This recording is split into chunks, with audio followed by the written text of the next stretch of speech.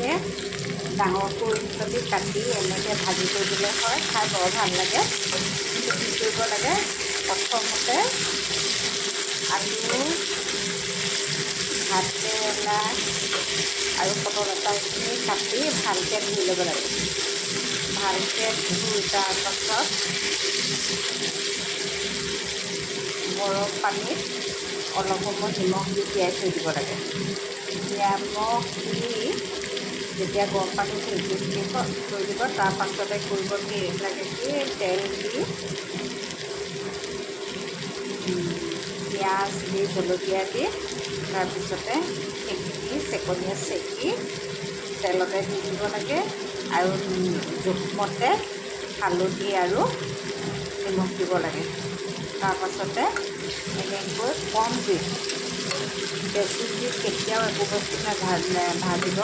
বেছি জুইত ভাজিলে কি হয়, বস্তুবোৰ দেই যায় আৰু কেৰাহীখন লেতেৰা হৈ যায়।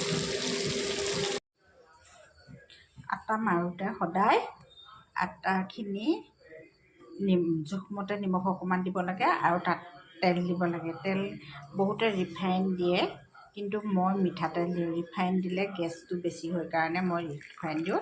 আৰু তাত এয়া উতলা গৰম পানী দিছোঁ। উতলা গৰম পানী দি তাৰপিছত মই যেনেকৈ দেখুৱাইছোঁ এনেকৈ গৰম পানীটো হাতেৰে পটককৈ চুব নোৱাৰি নহয়, সেইকাৰণে এনেকৈ অলপ সময় লেটিয়াই মেলি থৈ দিব। থৈ দিয়াৰ পিছত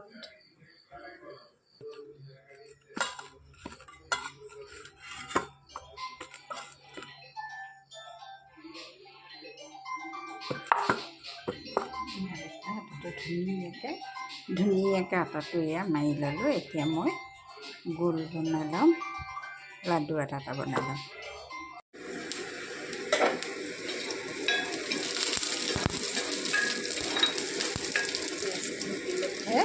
পিঁয়াজখিনি ভাজি গ'ল। এতিয়া আমি ইয়াত মই আজি কণী আৰু কিহেৰে বনাম, বিলাহী কণী। তেতিয়া আমি খুবটো বেছিকৈ বিলাহী কণী এনেকৈ ভাজি খাওঁ। মাহঁতে এনেকৈ ভাজি দিয়ে। তেতিয়া অৱশ্যে বিলাহীবোৰ ভাল আছিলে, এতিয়াৰ দৰে বিলাহী নহয়। তেতিয়া বিলাহীবোৰ বহুত ভাল আছিলে। এতিয়াৰ দৰে এইবোৰ বিলাহীবোৰ পটককৈ পমি নাই।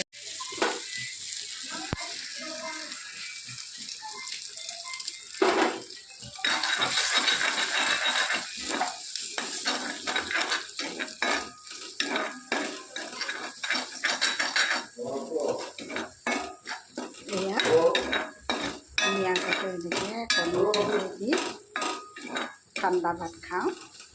এতিয়া আজি ল'ৰাই কণী ভাজি দি কণী আৰু বিলাহী ভাজি দি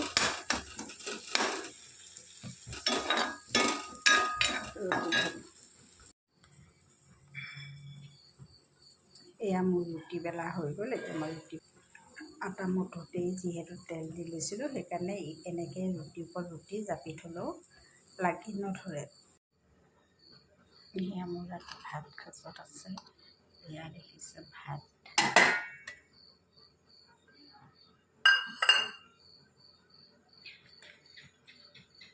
এয়া ৰুটি।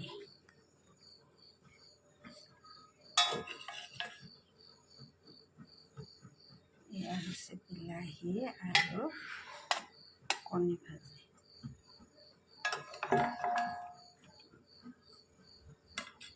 এয়া আলু, ভাতকেৰেলা,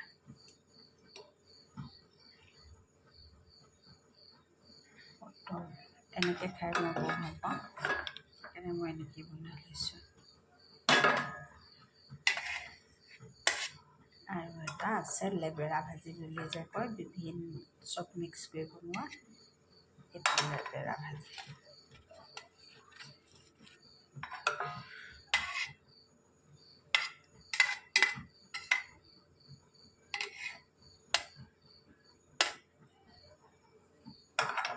লেবেৰা ভাজি, জলকীয়া আৰু এয়া দালি। এয়া মোৰ ৰাতিৰ আজি ৰাতিৰ খানা এয়া ভাত ৰুটি আলু পটল ভাতকেৰেলা ভাজি বনাইছোঁ তাৰপিছত বিলাহী আৰু কণী ভাজি বনাইছোঁ আৰু এয়া লেবেৰা ভাজি এয়া আজি ৰাতি মোৰ ভাত খাইছোঁ